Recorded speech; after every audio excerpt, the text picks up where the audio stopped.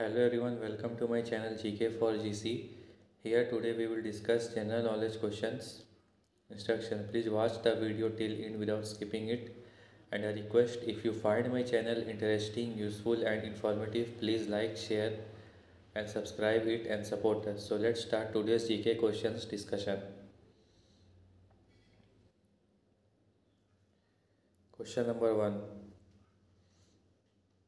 Which of the following viceroys appointed the Hunter Commission in 1882? Option 1 Lord Minto, Option 2 Lord Lytton, Option 3 Lord Ripon, Option 4 Lord Mayo.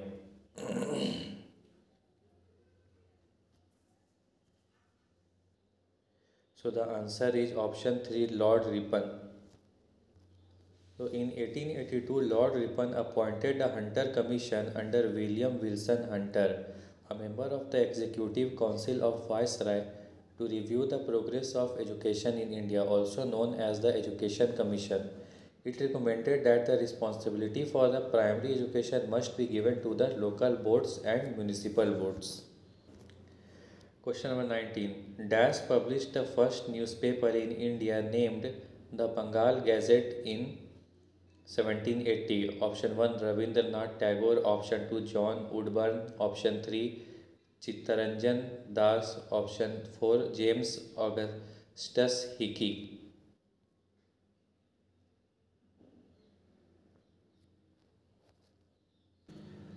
So the answer is option 4 James Augustus Hickey.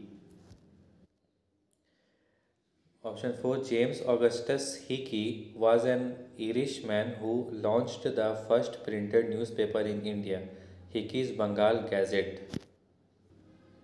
Question number 20. In 1815, who among the following was appointed as the first Surveyor General of India? Option 1 Max Muller, Option 2 Henry Walpole, Option 3 Colin Mackenzie, Option 3 Colin Mackenzie, Option 4 John Marshall.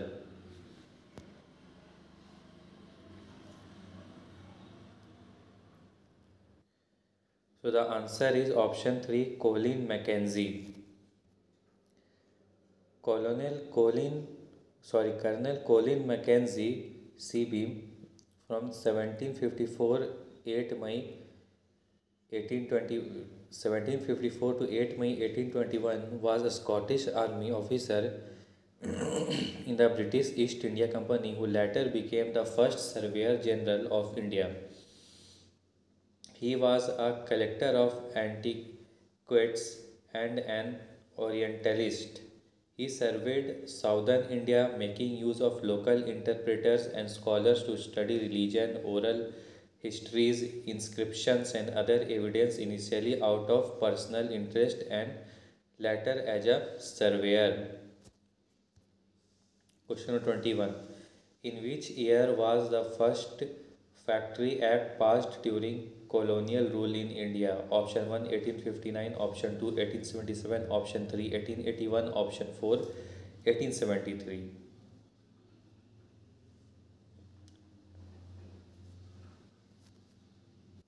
So the answer is option 3 1881. The first Factories Act was adopted in 1881 during Lord Ripon. A factory commission was appointed in 1885.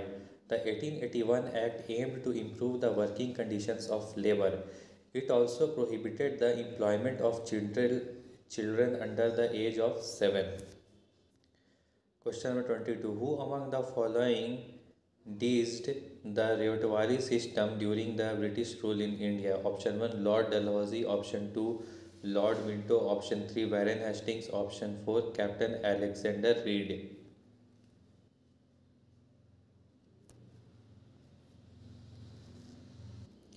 So the answer is option 4 Captain Alexander Reed. The repertory system was devised by Captain Alexander Reed and Sir Thomas Munro at the end of the 18th century and introduced by the latter when he was governor of Madras Presidency from 1890 to 26.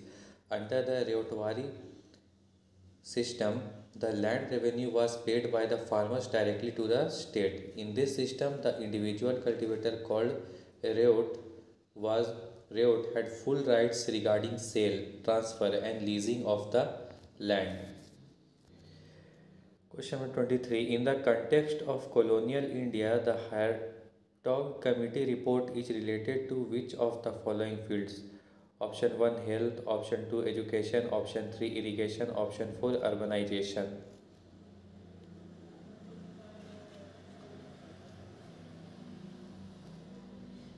So the answer is option 2 education. The British government on 31 May 1928 appointed the Hartog Committee under the chairmanship of Sir Philip Hartog, former Vice Chancellor of the Dhaka University, to inquire into the conditions of education in India. In this report submitted in 1929, the committee devoted far more attention to mass education than secondary and university education. Question number 24.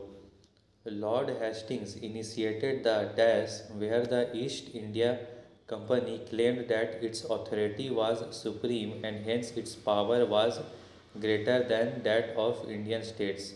Option 1 Government's stores policy. Option 2 Policy of farmo, farmo, policy of Farmouncy.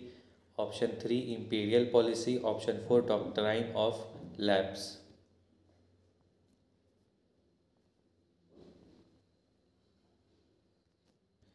So the correct answer is option 2 Policy of Farmouncy. So Lord Hastings initiated the policy of paramountcy, where the East India Company claimed that its authority was supreme and hence its power was greater than that of Indian states. So question number 24, option 2. Lord Hastings initiated a new policy of paramountcy, where under which the company claimed that its authority was paramount or supreme, hence its power was greater than that of Indian states. In order to protect its interests, it was justified in annexing or threatening to annex any Indian kingdom. Who among the following founded the Asiatic Society of Bengal in 1784? Option 1 Sir William Jones, option 3 Raja Ram Mohan Roy, option 3 Dwarka Nath Tagore, option 4 Henry Vivian Derozio.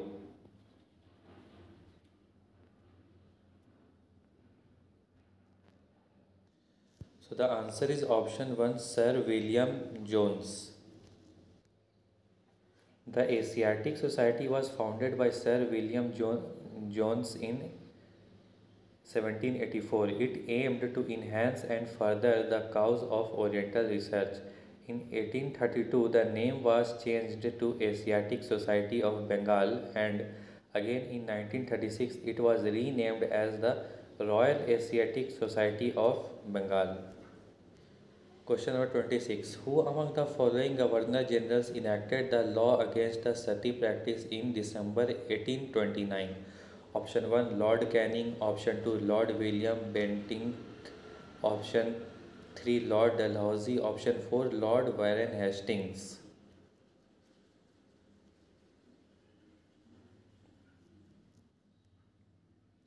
So the answer is Lord William Bentinck. In 1829, the Governor General of India, Lord William Bentinck, passed Bengal Sati Regulation 1829, which made the practice of sati illegal in all of British India. Earlier, the practice of sati was banned by the Portuguese in Goa by 1515 and then by Dutch in Chinsura and French in Pondicherry. Question number 27. Which of the following Indian states was the first to sign a subsidiary alliance with the British? Option 1 Hyderabad, option 2 Cochin, option 3 Travancore, option 4 Maratha. Option 3 Travancore, option 4 Maratha. So the answer is option 1, Hyderabad. So question 27 1. The policy of subsidiary alliance was firstly introduced by Lord Wellesley.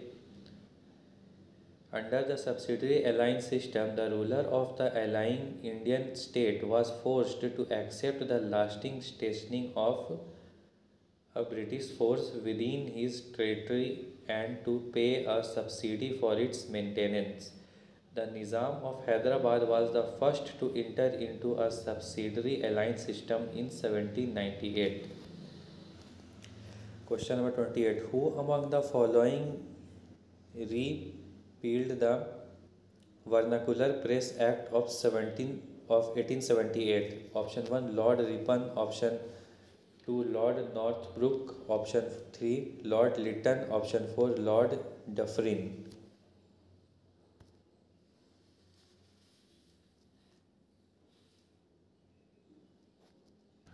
So the answer is option 1, Lord Ripon. The Vernacular Act of 1878 was proposed by Lord Lytton, then Viceroy of India, and was passed on 14 March 1878. This act excluded English language publications as it was meant to control seditious writing of Indians which were against the British policies in India. The Vernacular Press Act was repealed in 1881 by Lord Ripon. Question number 29. Which of the following legislations ought to allow senior Indian magistrates to preside over cases involving British subjects in India? Option 1, Ilbert Bill 1884. Option 2, Ingress into India Ordinance 1914, Government of India Act 1919. Option 4, Age of Consent Act 1891.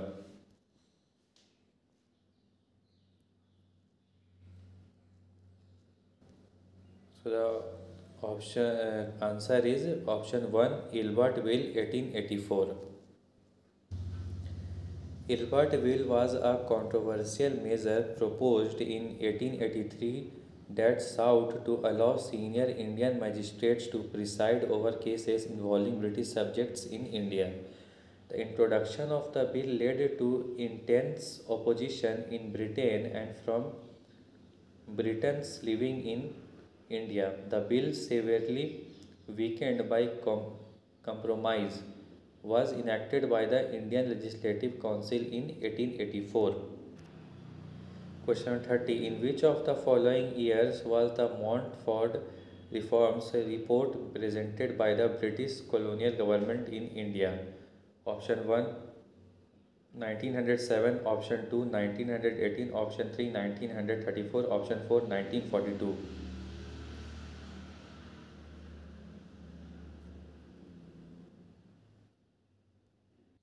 So the answer is option 2, 1918. So question number 30, option 2. The Montague-Chelmsford reforms or Montfort reforms were introduced by the colonial British government in 1918. The reforms take their name from Edwin Montague, the Secretary of State for India from 1917 to 1922, and Lord Chelmsford, the Viceroy of India between 1916 and 1921. The reforms were outlined in the Montague-Chelmsford report prepared in 1918 and formed the basis of the Government of India Act 1919. Question number 31. Which of the following British officers issued the infamous crawling order whereby Indians had to crawl on all fours to pass an alley? Option 1, General Dyer. Option 2, Warren Hastings. Option 1, General Dyer. Option 2, Warren Hastings. Option 3, Lord Irwin. Option 4, Lord Curzon.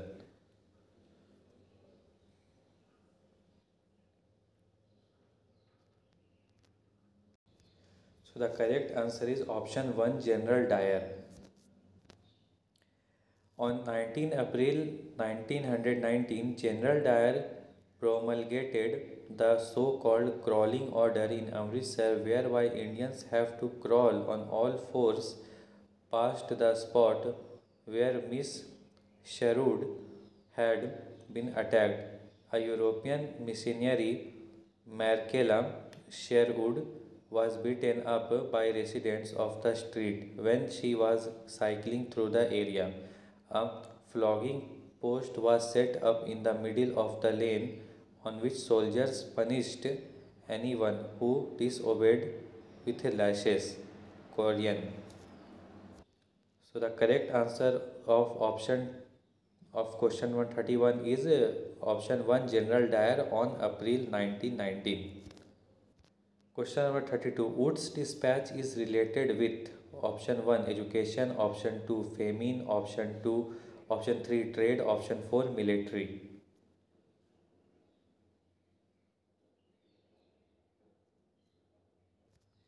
So the answer is option 1, education. Wood's dispatch was a scheme of education that was proposed by Sir Charles Wood, the president of the Board of Control of the East India Company in 1854. It emphasized on the education of the masses and announced the duty and responsibility of the government to provide education for the people of India. It is known as the Magna Carta of English education in India. The third point is important that it is known as the Magna Carta of English education in India. And this Wood's dispatch is this Wood's dispatch is related to scheme of education. When did the Indian Independence Act receive the British Royal Assent? Option 1, July 1947, option 2, June 1947, option 3, May 1947, option 4, August 1947.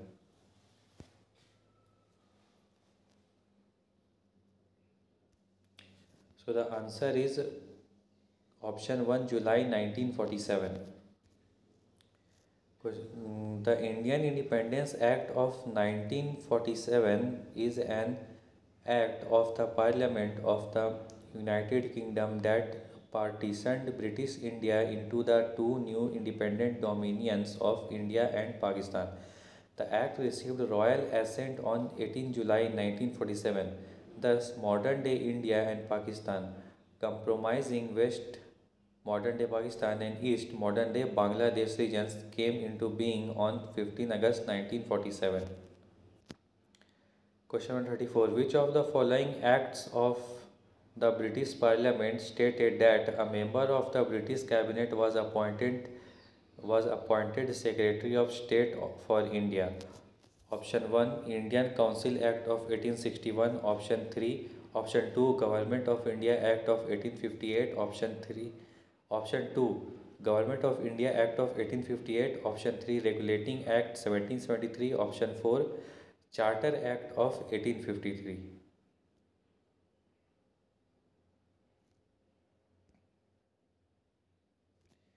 So the answer is Government of India Act of 1858.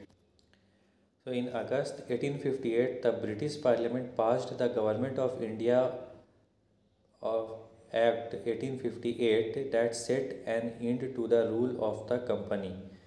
A minister of the British government called the Secretary of State was made responsible for the government of India. Extensive powers were given to the Secretary of State for Indian Affairs, and the Indian Council consisted of 15 members. The act that is also known as Morley Minto reforms is option 1, Government of India Act 1935, option 2, Indian Councils Act 1909, option 3, Rowlatt Act 1919, option 4, Government of India Act 1912.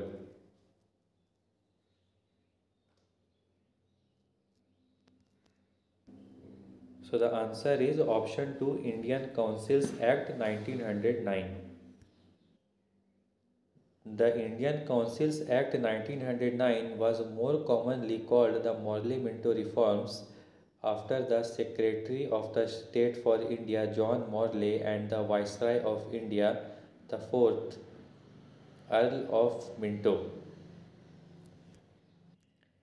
It was instituted to placate the moderates and introduce separate electorates on the basis of religion. This act further extended democratic participation by increasing the size of the legislative councils, both central and provincial.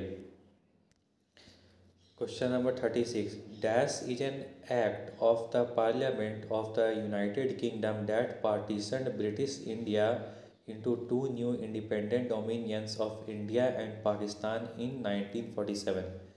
Option 1 Indian Independence Act, option 2 Pitt's India Act, option 3 Rowlatt Act, option 4 Government of India Act.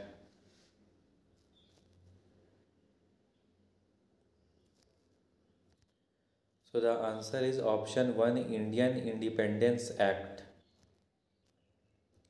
The Indian Independence Act was passed by the British Parliament on July 5, 1947. So the Indian Independence Act was passed on July 5, 1947. Its aim was to transfer the power from the British Crown to the newly independent dominions of India and Pakistan.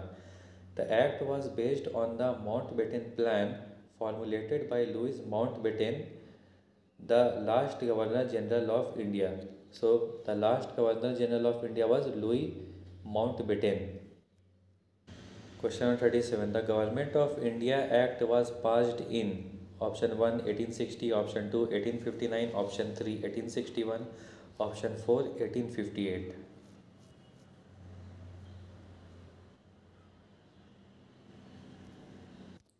So the answer is option 4 1858. The Government of India Act 1858 was an act of the British Parliament that transferred the government and territories of the East India Company to the British Crown. The company's rule over British territories in India came to an end and it was passed directly to the British government. So thank you. Like, share and subscribe GK for GC and support us. Bye.